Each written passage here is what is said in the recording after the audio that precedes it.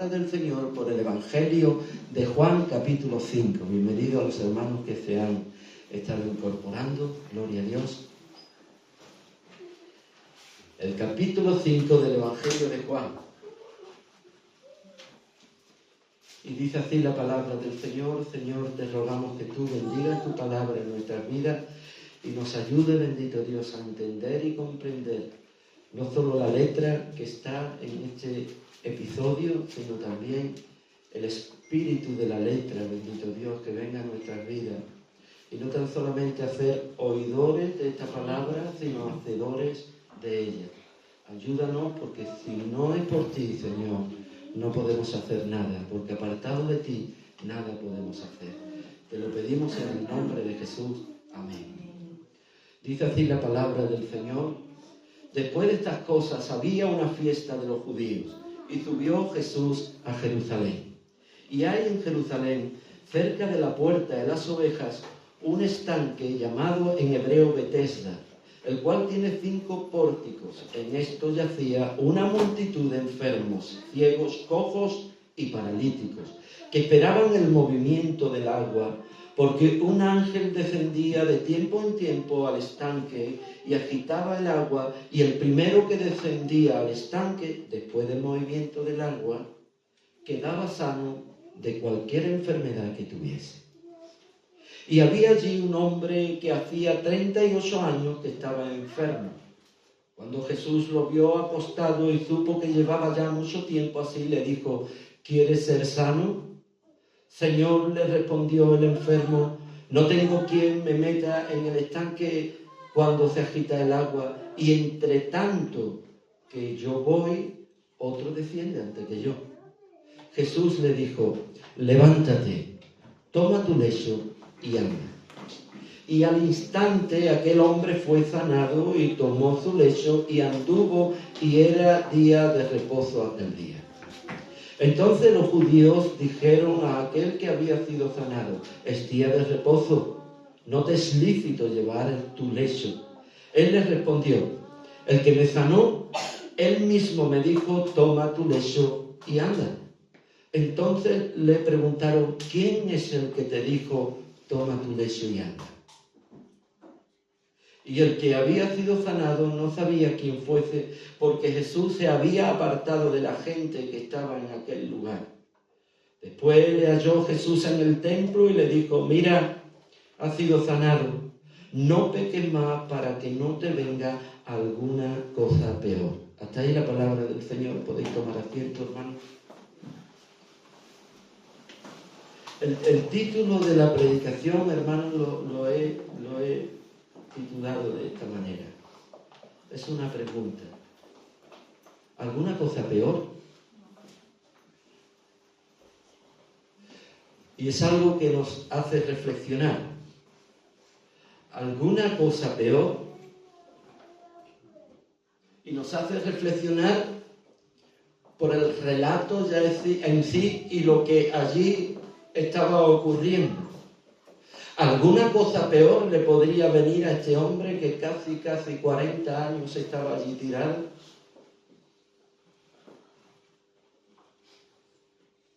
Yo creo que hay enfermedades que a veces los hombres y las personas desearan no seguir viviendo.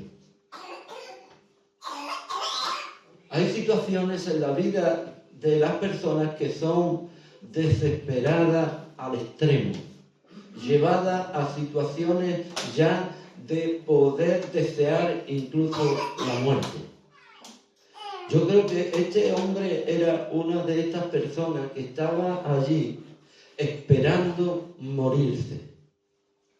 Nadie, 38 años postrado en aquel lugar. Entonces, la pregunta que hacemos en esta mañana, hermanos, es: ¿alguna cosa peor? Aún más. Hay un refrán que es el siguiente: cuando algo viene mal, no viene solo. Y parece como si todo se cuadrara, se pusiera, las constelaciones, hermanos, empezaran a alinearse y a haber un continuo de males. y llueve como ahora, sobre mojado. Este hombre, me permito yo, hermanos, con todo temor delante de Dios, que era un hombre que lo único que estaba esperando allí es que llegara el momento de poder expiar. 38 años postrado en aquel lugar, 38 años dependiendo de otros, 38 años frustrado totalmente. Imaginémonos el tiempo, pero a la vez imaginémonos la de preguntas sin respuestas. Un confrontamiento continuo de su naturaleza con lo que veía a su alrededor y lo que él hubiera podido hacer y alcanzar si la situación no le hubiese estrechado y poder llegar hasta ese momento tan desesperante. Insisto y hago hincapié de lo que allí estaba ocurriendo. Hoy, gracias a Dios, tenemos lugares donde, aunque estemos postrados, estamos bien atendidos. Estamos saciados, estamos alimentados. Y si nadie viene a visitarme, no importa. Hay personas adecuadas, personas formadas que están para eso mismo, para visitar a los enfermos, para ayudarles. Tenemos también, hermanos, las ayudas sociales que podemos tener, algún dinero que podamos disponer para que otros nos puedan atender. Todo eso lo tenemos hoy y tenemos que dar gracias al Señor. Pero que en este contexto en el que nosotros estamos ahora mismo, en este escenario que aquí se dibuja, nada ni por asombro, ni en sueño, ni en lo mejor que uno pudiera suponer, había este tipo de ayuda, de poder ser sustentado y de poder recibir atención de alguna manera que pudiera satisfacer aún mi mal estado en el que vivía. Esta es la realidad en este tiempo. Y el Señor, hermano, en este episodio vemos la curación de un enfermo de parálisis, que hoy no se puede, hay que tener mucho cuidado con el vocablo. Inusválido, insuficiente. Son palabras que no entran en un contexto en el que hoy estamos viviendo. Era una persona con discapacidad. Lo primero era la persona. Y estaba discapacitado en algunas cosas, pero no en otras. Esta persona discapacitada, con ocasión de una fiesta, estaba allí. Por lo tanto, la figura del enfermo representa la masa total de enfermos. Lo que allí había, no había otra cosa, solo enfermos. Pero fijémonos que en ese momento había una fiesta. Sin embargo, allí lo único que rodeaba aquel lugar, el ambiente tan enrarecido, tan empobrecido, tan enfermizo a la vez, rodeaba un lugar, pero todo lo contrario estaba ocurriendo allí, en la ciudad de Sion, en la ciudad de David, había una fiesta. Totalmente, hermano, contradictorio. No hay, hermano, por dónde acudir a todo este tipo de cosas. La masa de enfermos que había allí y el pueblo de fiesta. Pero a la vez, estos enfermos excluidos de la fiesta. Los enfermos por un lado y la fiesta por otro. El lugar, hermano, donde festejaban no tenía nada que ver con el lugar donde se lamentaban.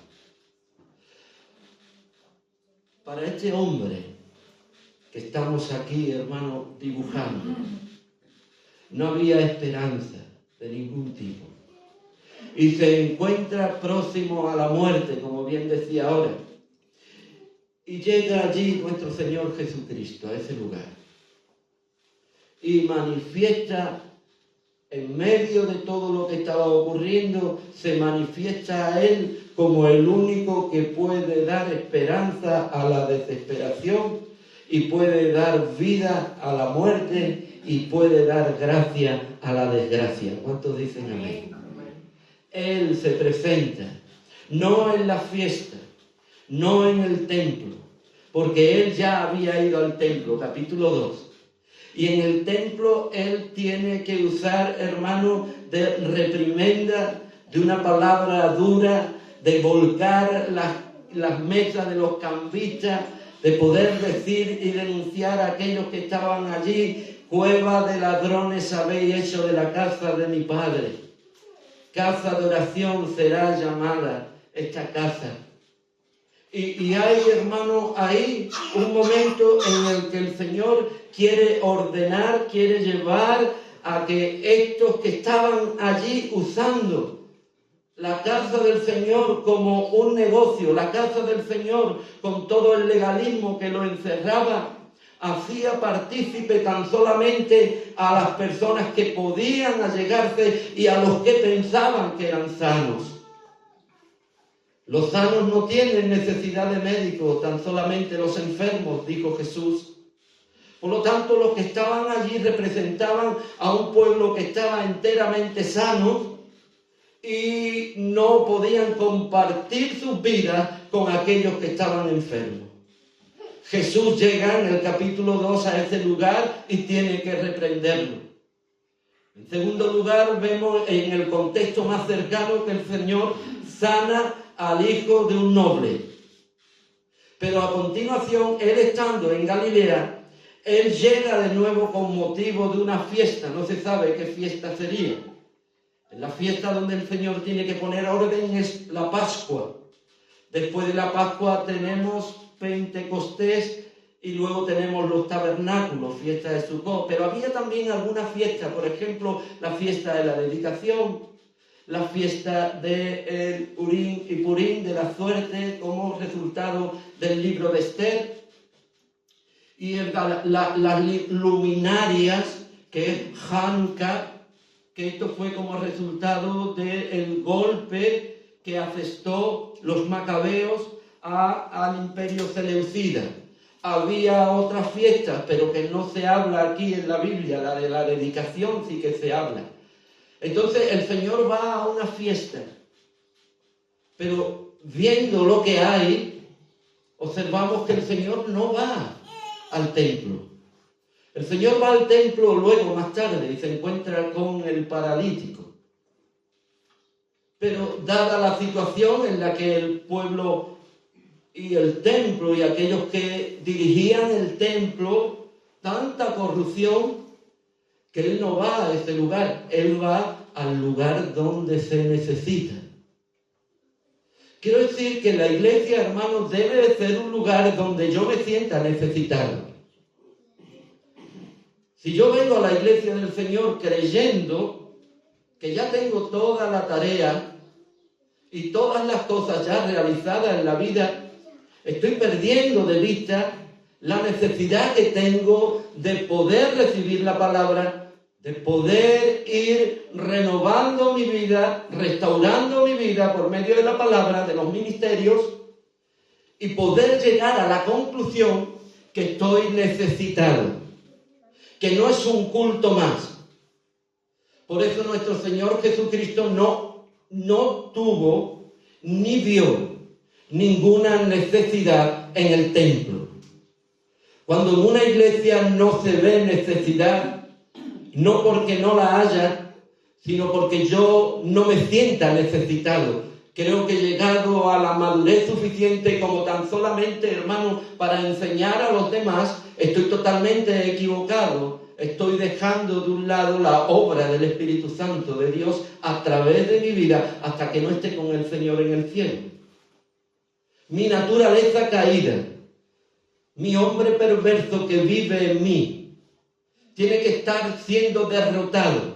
La única manera que puede derrotar, hermano, a ese hombre viejo es el Espíritu Santo de Dios, formando parte, hermano, del trabajo que hace no solo el Espíritu de Dios, sino también la palabra de Dios, la comunión de los hermanos, el poder, hermano, dejar que Dios siga obrando en nuestras vidas y sobre todas las cosas, siendo humildes delante de Dios y sabiendo que hasta que estemos con Él seguiremos estando necesitados. Amén. Amén.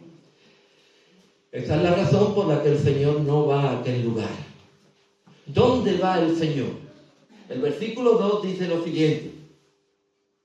Dice, y hay en Jerusalén cerca de la puerta de las ovejas.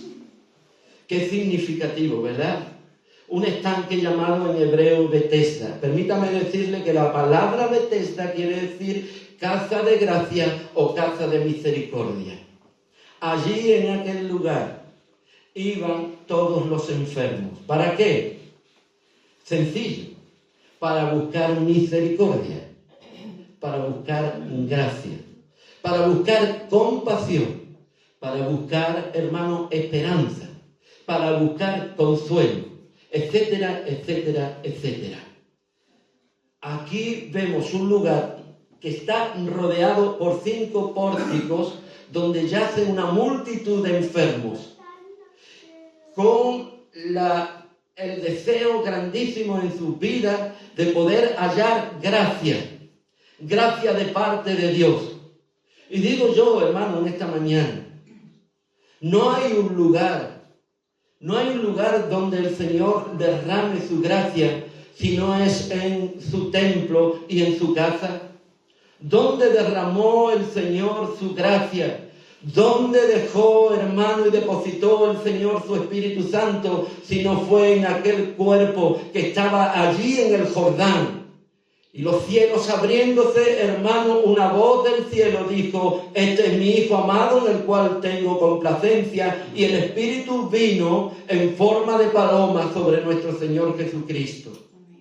Nuestro Dios Todopoderoso, ese mismo Espíritu que fue dado a Jesús, es el mismo Espíritu que en el día de Pentecostés fue derramado en nuestras vidas. Y no solo en nuestras vidas, sino en la iglesia del Señor. Y es ahí donde obra, donde la gracia de Dios, la misericordia de Dios está ahí actuando. Sin embargo, le prohibían a los enfermos poder ir a la casa del Señor.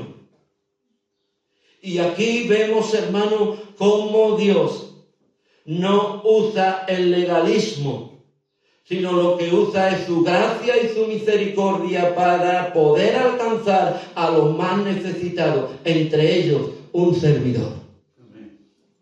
Damos gracias al Señor, que aun estando en delitos, aun estando en pecado, aun dándole la espalda a Dios, aun estando abandonado y guiado por las corrientes de este mundo, dirigido y tomado por las mismas garras del diablo, inmerso en las mismas tinieblas, Dios tuvo misericordia de mi vida, Dios tuvo misericordia de su vida y lo tomó de las tinieblas y lo llevó a su luz admirable. Dios obró en este lugar. Dios no obró tan solamente en una institución, no obró en ningún ministerio, obró en la obra poderosa del Espíritu Santo de Dios en nuestras vidas. Y allí estaba la persona del Espíritu de Dios, en ese lugar llamado Betesda. Aleluya. Misericordia de Dios y no sacrificio. Esto es lo que ha venido tú a hacer en mi vida, Señor.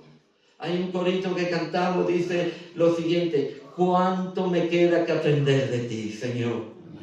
¿Cuánto amor? ¿Cuánta misericordia? ¿Cuánta paciencia, Señor, tengo que aprender de ti cada día?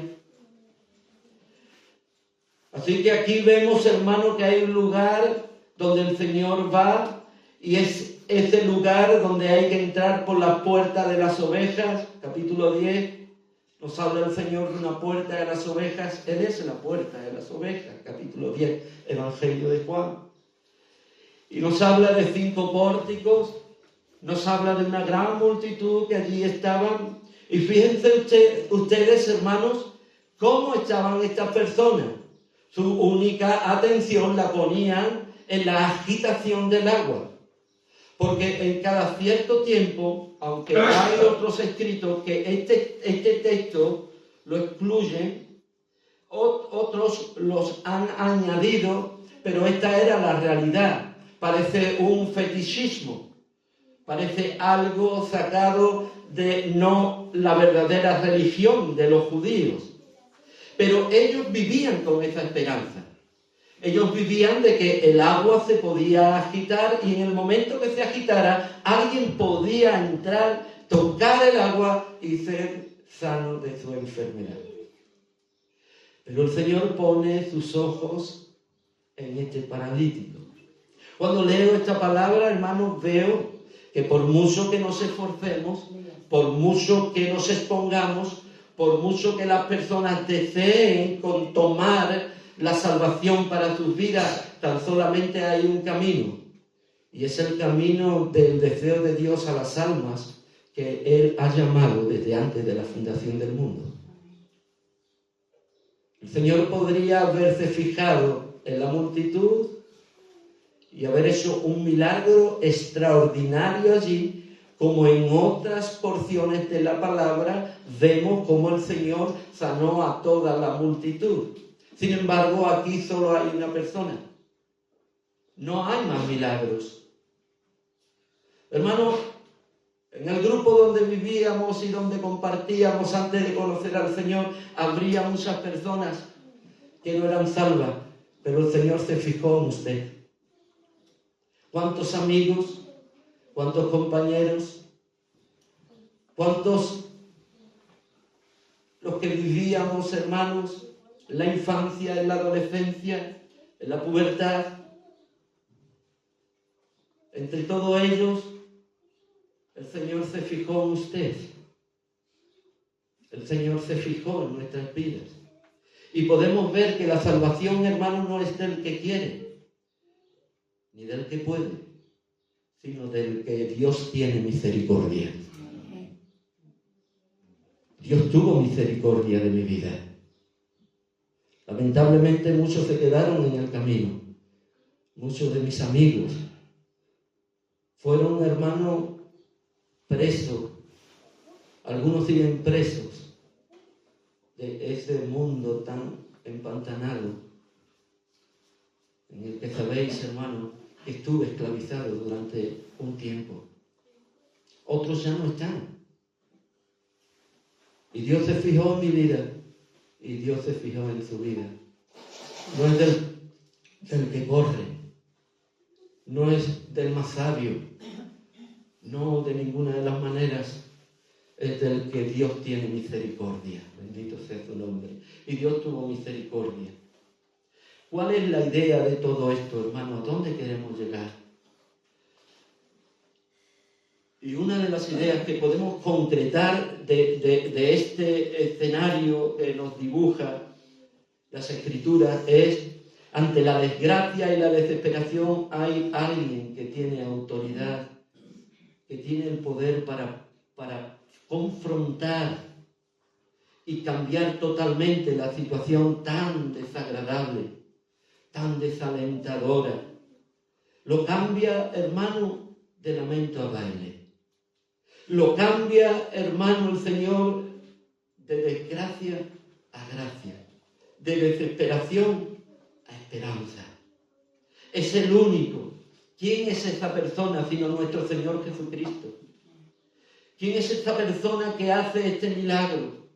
El ángel que movió el agua, las personas que estaban allí, la fortaleza que esta persona, hermano, por su capacidad pudo llegar a hacer para levantarse. De ninguna de las maneras. Solo hay uno ante la desesperación que puede dar esperanza, ante la desgracia que puede traer gracia, que es nuestro Señor Jesucristo. Nuestro Señor Jesucristo. El Señor es mi amparo y mi fortaleza. El Señor es mi pronto auxilio en las tribulaciones. Por lo tanto, no temeré, aunque la tierra se traspases al corazón del mar. Yo confiaré en ti, bendito Dios. Ante la desesperación, tú eres mi esperanza de vida, bendito Dios. Hay un objetivo también aquí que deberíamos de ver, y es para que creáis que Jesucristo es el Señor. Son señales que el Señor está haciendo. Son mensajes que están cifrados, pero que tiene que descodificarse. El Evangelio de Juan, si en algo se caracteriza, es que es un evangelio de señales. Vemos la señal que el Señor hizo en Canaán, vemos lo que hizo con el hombre el hijo, el noble, el paralítico, la alimentación de los 5.000, cómo el Señor le da la vista al ciego, cómo el Señor resucita a Lázaro, cómo el Señor anda por el mar y cómo el Señor hace esa pesca milagrosa, capítulo 21, Evangelio de Juan. Todo esto son señales que el Señor va mandando. Y el Evangelio de Juan nos dice en el capítulo 20 que para que creáis en Cristo son estas señales. Y el propósito de todas y cada una de las señales que tenía nuestro Señor Jesucristo, el objetivo final de todo esto no era la sanidad temporal del hombre, no era tampoco el poder disfrutar de un tiempo breve aquí en la tierra, no, de ninguna de las maneras. El Señor dice, nuestro hermano Juan está hablando en el penúltimo capítulo, que es para que creáis en el Cristo. Las señales son para que creamos en el Cristo, para que creamos en el Hijo de Dios y para que creyendo en el Hijo de Dios tengáis vida eterna en su nombre. ¿Cuántos dicen amén? Amén. Esto está aquí para esto mismo. No está tan solamente para poder ver un episodio más en la historia, el ministerio corto de nuestro Señor Jesucristo, de ninguna de las maneras. Está para que aprendamos, para que nuestra confianza no esté puesta en nadie, sino en el Señor Jesucristo. En Él y solo a Él sea la gloria. Rápidamente, hermanos, podemos tomar este texto y hacerlo partícipe en esta mañana de dos maneras. Existían dos escuelas de interpretación de la palabra. Una era la escuela de Alejandría y otra era la escuela de Antioquía. La iglesia del Señor, después, hermanos, de 3 siglos, se va multiplicando y se va extendiendo y tomando parte del norte de África y mucha parte de lo que hoy conocemos como Turquía, Macedonia, todo lo que existía, hermano, en el Medio Oriente, y Roma, la España, que entonces se conocía, y se va extendiendo el Evangelio y se están haciendo, hermano, escuelas de interpretación. Entre estas escuelas de interpretación, como bien dije, existían dos: Alejandría en Egipto y Antioquía en Turquía. Antioquía de Pisidia, no de Asiria. Y allí, hermano, se empieza a estudiar la palabra. ¿Qué es lo que ocurría? Que los alejandrinos tomaban la palabra de Dios y le daban una interpretación alegórica. Todo tenía un significado. Mire cómo es la alegoría. Por ejemplo, sube al estanque llamado Misericordia. ¿Quién es el misericordioso? ¿Podéis alguien contestar? ¿Quién es el único que tiene misericordia y gracia? Nuestro Señor Jesucristo. Después tenemos aquí una puerta, y es la puerta de las ovejas. Era necesario pasar por allí pasaba el ganado, y ese lugar, hermano, los llevaba a lavar los animales antes de llevarlo al templo. Había una purificación. Estos que alegorizaban con la palabra del Señor hablaban de todo esto. Después había 5 pórticos. ¿Qué facción de la palabra del Señor tiene 5 libros? ¿Alguien me responde? el Pentateuco. Algunos decían de que esos 5 pórticos que había allí representaban el Pentateuco. Ahora vemos a un ángel, otro personaje. ¿Qué es lo que hacía este personaje? ¿Alguien me responde? Mover el agua. La palabra es agitar. La palabra es convulsionar. Es agitar hasta el extremo. Entonces, algunos dicen que esto mismo de agitar y del ángel era correspondiente a la liberación del pueblo de Israel por medio de sediciones que se levantaban, de guerras de guerrillas que había habido para no estar oprimido. En el año 130 a.C. había allí unos hombres llamados los macabeos, que estos se levantaron contra los macedonios, pero es que después vemos otros levantamientos de los celotas. Simón Bar Kokhba también tiene otro levantamiento. Fíjense lo que dice Gamaliel cuando tienen a nuestros hermanos, a Juan y a Pedro. Espérate, se levantaron algunos agitadores, entre ellos un tal Judas y otro más por ahí que había. La esperanza de Israel, la esperanza de los judíos es que se levantaran agitadores. ¿Para qué? Para ser liberados. Algunos añaden, hermanos, de lo que estaba esperando. La esperanza de los judíos era que un ángel se levantara y agitara al pueblo, de tal manera que se levantaran contra el imperio judío. Oigan lo que ellos quieren hacer con nuestro Señor Jesucristo. Lo toman y dicen, te haremos rey. Ellos necesitaban un hombre que agitara las masas. ¿Para qué? Para ser liberado. Después nos vemos en una edad, en un tiempo específico. Quiero decir, hermano, que Dios no hila, hermano, Dios hila muy fino y siempre con un buen hilo. A veces decimos, ¿dónde está Dios? El molino de Dios, hermano, es muy lento, pero quiero decirle que muele muy fino. Su justicia siempre llega y siempre permanecerá. Aleluya. Así que vemos estos 38 años y ¿qué simbolizan? Ellos decían 38 años desde que salieron de Cades Barnea, porque estuvieron 2 años mientras que recibieron la ley. Si usted ve en el capítulo 32 del libro de Deuteronomio, el capítulo 2, versículo 14, nos habla de esto mismo. 40 años, sí, pero hasta que se revelan. Y el Señor tiene que ir durante estos 38 años aniquilando a toda la generación que se había revelado. Léalo usted. Y hasta que no murió, hasta el último hombre, no entraron en la tierra prometida. Y eso hace un cálculo de 38 años. Algunos intérpretes que hacían alguna alegoría ponía esto con el hombre, el estado de Israel. Un estado pecaminoso que Dios tenía que poder regenerar, poder traer algo nuevo, el odre nuevo, no en el vino nuevo, no en odres viejos, sino en un odre nuevo. Y ya vamos tomando, hermano, lo que el Señor quiere hacer con este hombre. No solo sanarlo, sino enseñar algo tan importante como es la vida que Dios nos ha dado por medio de su Hijo Jesucristo. ¿Qué podría venir peor que todo esto?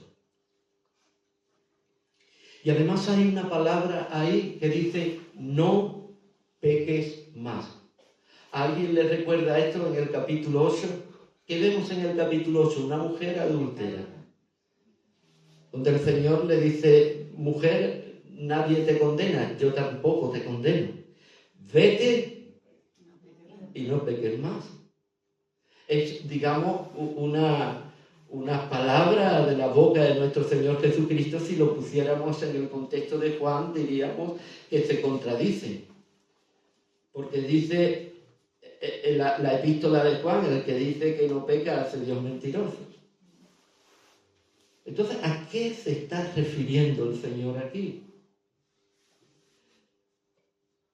no vivas de espalda a Dios.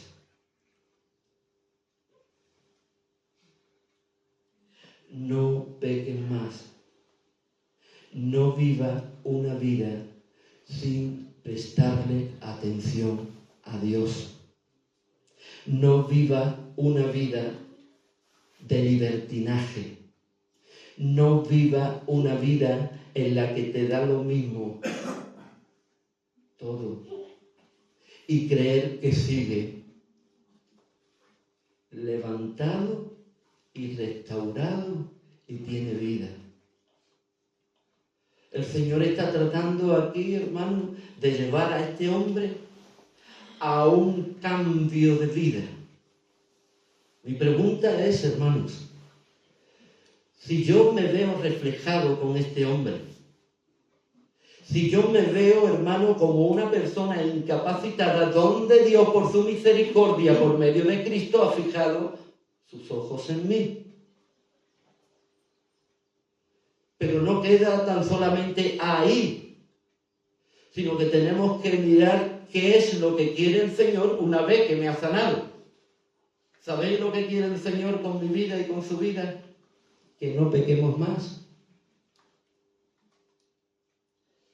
Usted estará pensando, es imposible, hermano. ¿Acaso usted está puesto en un retablo? ¿Acaso usted, si dice eso, merece que esté ahí, en ese lugar?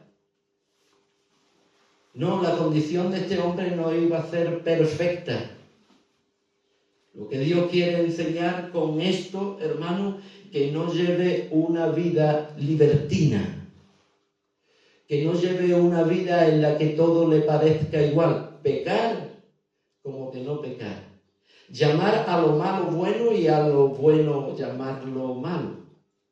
Vivir una vida como los escribas y los fariseos. Querer que los demás hagan y no aplicándomelo a mi vida, pensando y creyendo que estoy sobre todo. El Señor le está diciendo, guárdate en santidad. Vive una vida totalmente renovada por el Espíritu de Dios. No andes de la manera que estabas en aquel lugar, muerto y sin esperanza. Acuérdate de la cantera que fuisteis sacados, dice el libro de Isaías. ¿Qué podía venir peor de lo que estaba viviendo este hombre? Pues una muerte eterna. El Señor le está diciendo, ándate con cuidado. Ándate con cuidado. Porque si difícil fue y angustioso fue que estuviera 38 años allí sin compañía de ningún tipo y dependiendo de todas las personas, llegará un momento que si vive una vida en la que no tiene en cuenta a Dios, después de haberte liberado, podrás morir eternamente y para siempre en el infierno, donde se sufre por siempre. Dios no le iba a traer ninguna enfermedad. Las enfermedades, hermanos, es el fruto de nuestra naturaleza caída.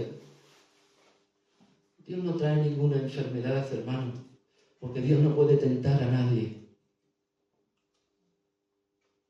Lo único que ocurre es que la manifestación de lo que somos por naturaleza se manifiesta en nuestro cuerpo y una de las muchas que hay es la enfermedad. Que quisiera yo que no me hubiera ocurrido lo que me ocurrió, pero he tenido que pasar por ahí. ¿Es sinónimo de estar viviendo una vida de pecado? No, necesito de Dios cada día. Necesito de Dios cada día y cuando hago algo que no corresponde, busco al Señor. Y no le pido tan solamente que perdone mi vida, sino que me dé fuerza y quite la maldad de mi corazón. Ayúdame, Señor.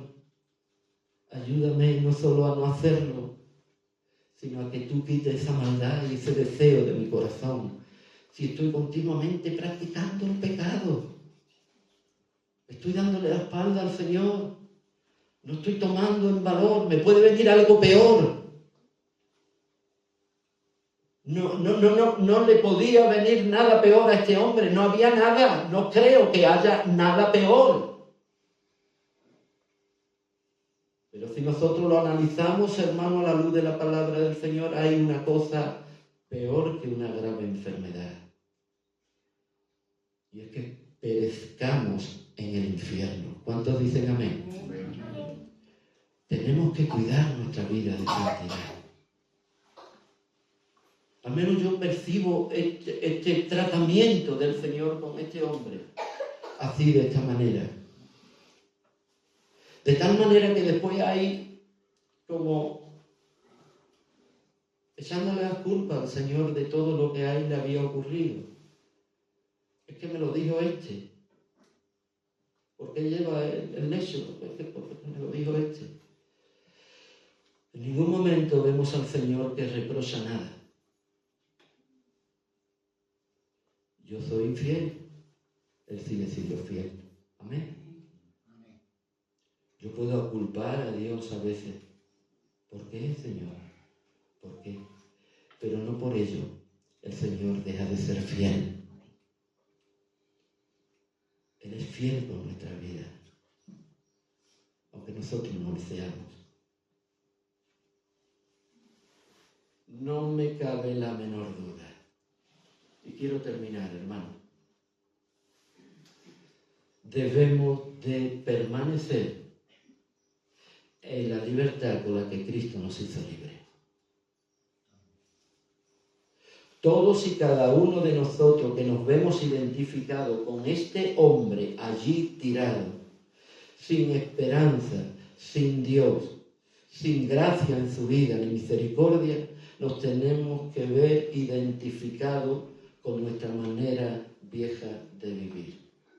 Pero a la vez, viéndonos el milagro de Dios en nuestras vidas. Levántate, toma tu lecho y anda. Los intérpretes alegóricos hablaban de que el lecho era la ley.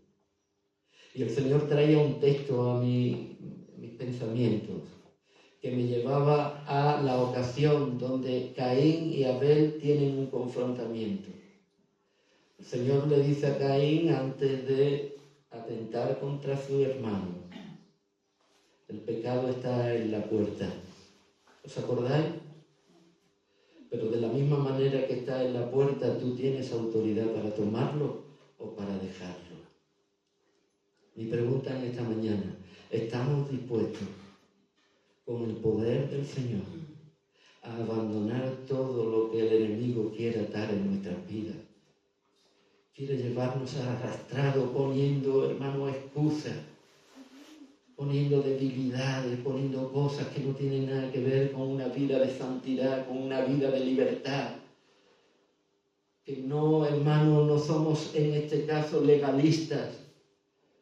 Estamos ajustándonos a lo que el Señor le agrada. ¿Cómo obró el Señor en esta persona? De la misma manera que está obrando en su vida y en mi vida, y seguirá obrando hasta que Él venga. Levántate. Levántate, toma tu lecho. Ten dominio sobre el pecado. No seamos guiados por el mal, sino vence con el bien el mal. ¿Cuántos dicen amén? Amén. Es que, hermano, la Escritura dice: está pues firme en la libertad con que Cristo nos hizo libres. Es Cristo quien nos ha hecho libres. Porque vosotros, hermanos, a libertad fuisteis llamados. Pero no uséis esta libertad como pretexto, como ocasión para la carne, sino que estando ahí, hermanos, seamos por amor y nos sirvamos por amor los unos a los otros, porque toda la ley en esta sola palabra se comprime. Amarás a tu prójimo como a ti mismo. Amarás a Dios sobre todas las cosas. Ninguna condenación hay para los que están en Cristo Jesús, los que no andan conforme a la carne, sino conforme al Espíritu de Dios. No hay ninguna condenación cuando andamos en el Espíritu.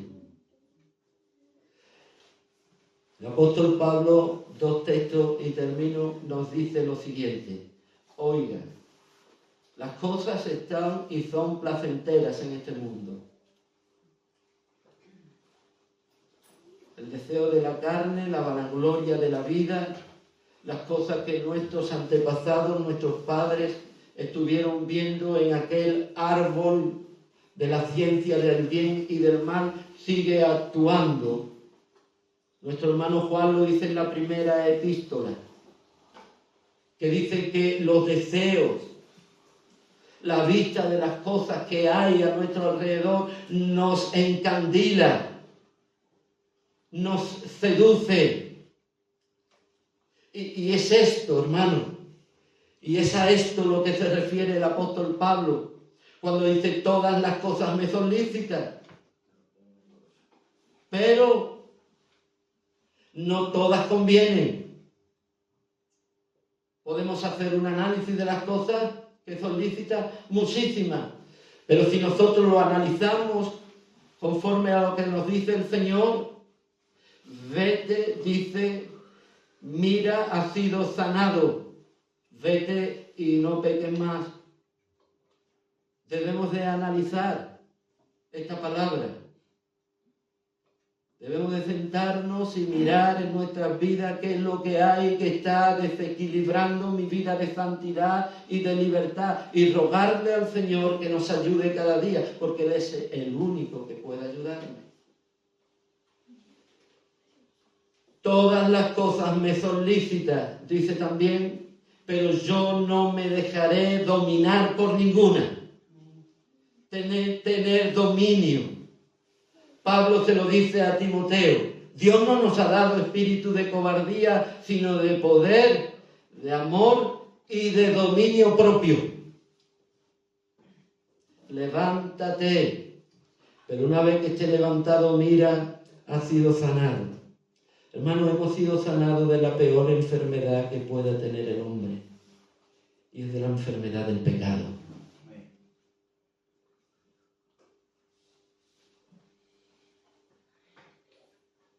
No peques más.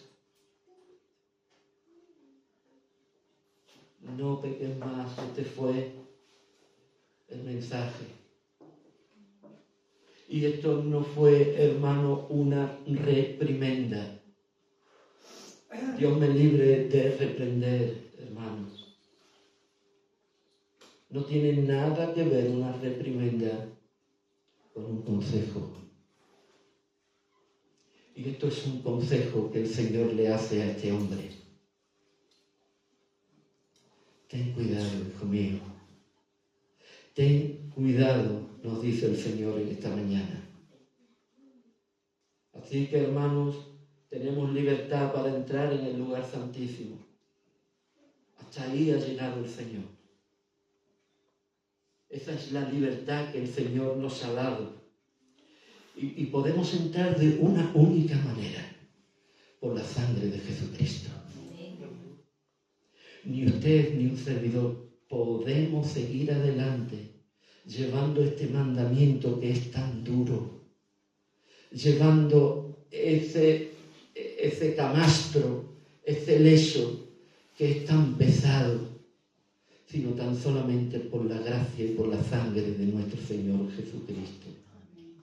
Entremos por un camino nuevo, no el del legalismo, sino el de la gracia, el de la misericordia. Y esto tan solo lo podemos ver en el cuerpo de Cristo. Que Dios bendiga su palabra, hermano. Nos ponemos de pie.